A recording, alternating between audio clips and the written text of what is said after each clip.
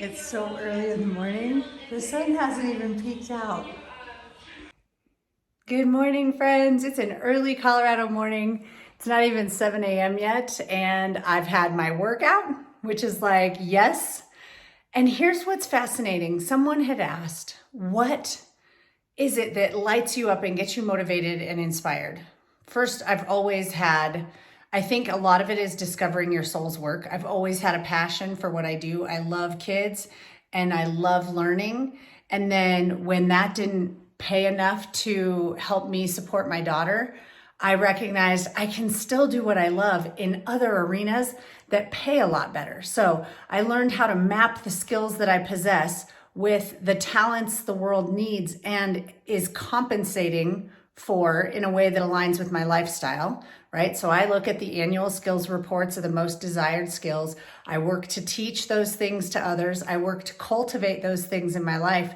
So I use research to inform my motivation. And then as I'm building those skills, my brain actually knows there's a long-term benefit.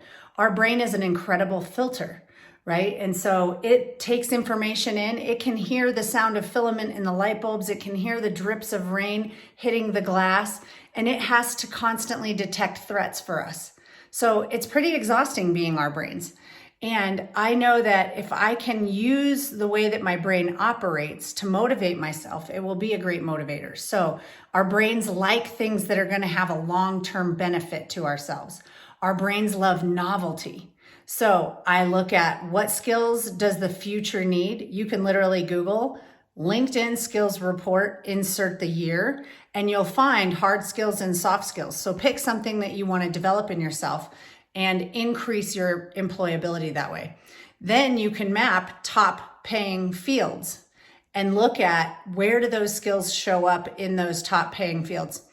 Then you look at, of all of those things, instead of what job I want, right? Most people get onto Indeed or LinkedIn and they search for jobs and they just start applying and they pray that miraculously someone's going to find them. That's not how it works anymore. So you can be better positioned by looking at what problems you want to solve. And that's been what I've been doing a lot of inner excavation with my own coaches. And it's amazing when you put, someone said, when you pay attention. I learned that yesterday. And when you pay and put your heart and soul on the line for the support you really need, you 10x yourself. I am going to achieve my first year of earning $1 million faster than I earned my first million. Why? Because I pay for the support that I need and I think strategically like a scholar, and then I create systems in my day, right? I make those commitments. And now what I'm doing, because I really want to achieve success faster, and God showed up in major ways in my life last year, I said, all right, God, I see you. I now see you working. I see the evidence of your goodness all over my life. Google those words and find that song and listen to it. Woo! It is amazing. I used to have some upset feelings with God about loss, about events that had happened.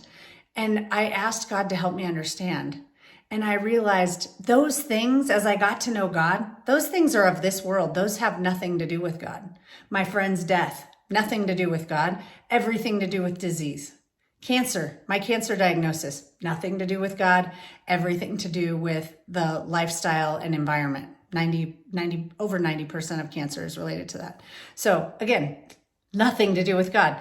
So I now pray every night before bed, God, please continue waking me up with vibrant energy. And I pair that with intentional systems.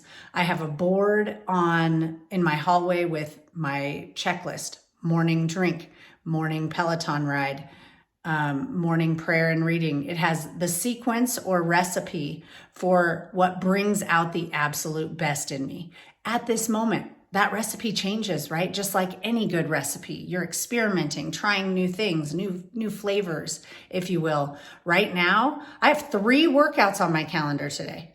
I never used to work out that much. Why? I'm changing the cells of my body. Every time I'm on that Peloton bike, I no longer think, can I beat my personal record? Can I lose the weight? Can I get X number of workouts in this week? I still have that running in the back of my mind because those have been previous motivators. But right now, I want to make sure that the expression of my cells is healthy. I want to make sure that I'm boosting my immune system. So I'm paying more attention to my nutrition. I'm doing Qigong, Buddha Palm, energy work. I'm doing an ab challenge because I want to strengthen my core. Now that I actually have a flat stomach, I'm like, oh, I actually stand a chance at having a six pack now. So those are my 3 workouts today. I've also made some really big commitments to how many words per day can I write? I'm finally starting to feel like an author. So whatever dreams you carry them with your whole heart. Don't dabble. When you dabble, diluted focus gets diluted results. Another big lesson I've learned in these past couple weeks.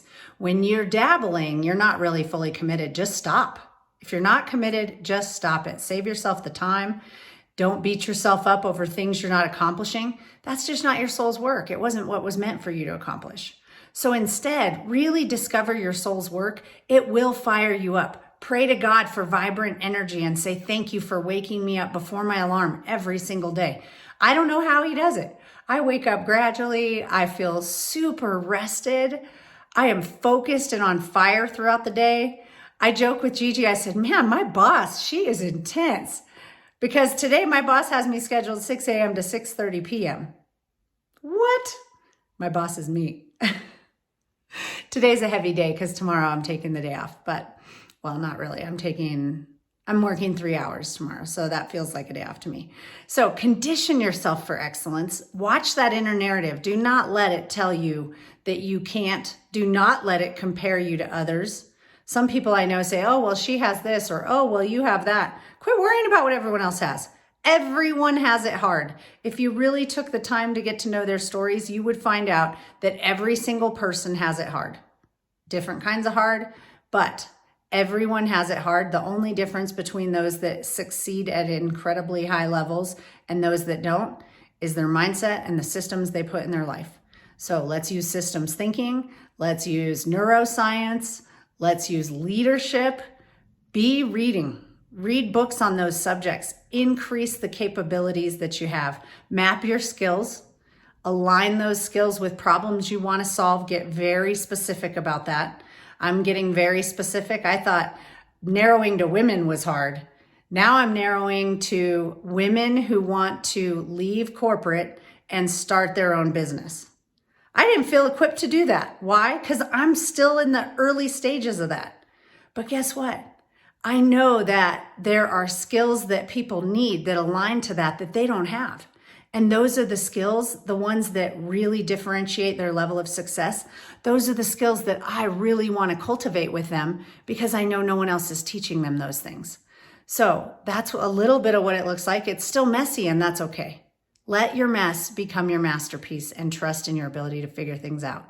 With that, my friends, go out and shine your love and light into the world.